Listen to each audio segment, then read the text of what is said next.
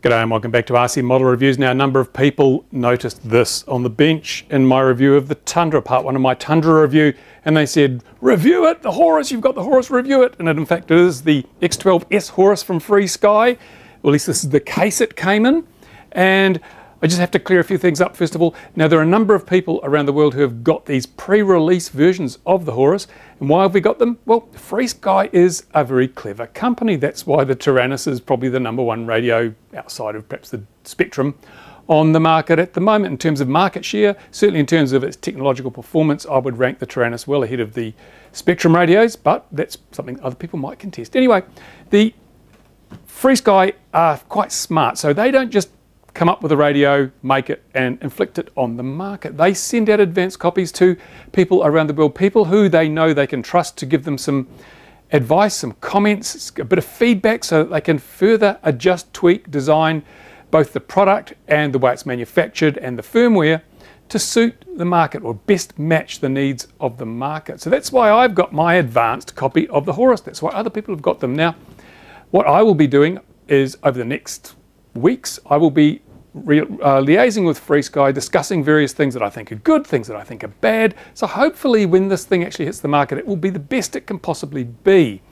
Now, during that period, of course, I'm under a non-disclosure agreement. I can't go reviewing it and showing you all what's inside and how it works because two reasons. First of all, legally I'm obliged not to because I've signed an NDA. But secondly, it would be unfair because the product that I've received is not going to be the same as the product that you would get when you placed your order with your FrSky supplier. So it would give unreasonable expectations in terms of quality, in terms of performance, in terms of functionality. So it's just folly to do that.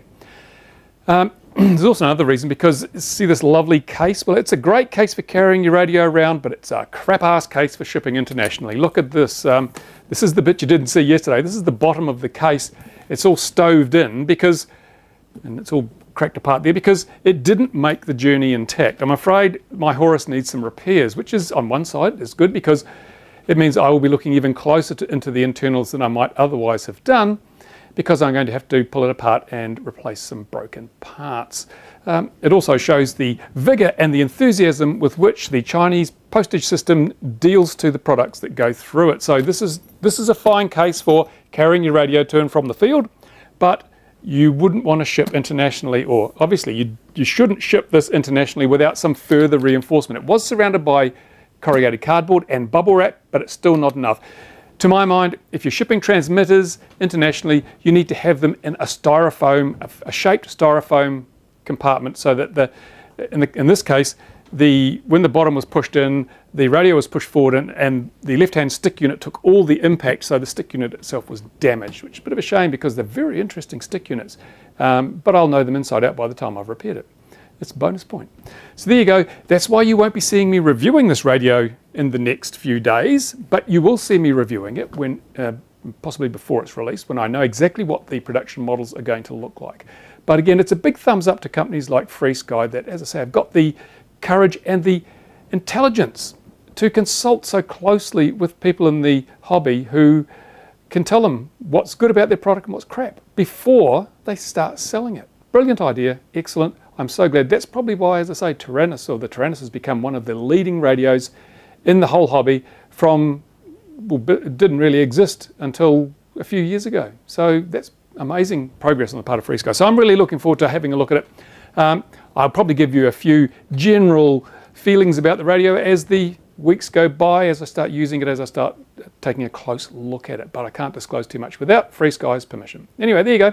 I wanted you to be sure that you knew. I wanted to be sure that you knew what was happening, and I wasn't going to be ignoring all those "you must review it now" calls from the audience. So it'll be reviewed as soon as I'm able to review it, as soon as I'm allowed to review it. In the meantime, you'll just have to trust me that I'm going to be working closely with FrSky to make sure that any problems, bugs, weaknesses are addressed as well as they can be before the product's release. There you go. Now, if you've got questions, obviously I'm not going to be able to answer some of the questions because of the NDA, but if you've got questions, comments, whatever, stick them in the usual place. I'll do my best to address them. In the meantime, I'll have to fix it first. Thanks for watching. Time for me to get very much back to the bench. Bye for now.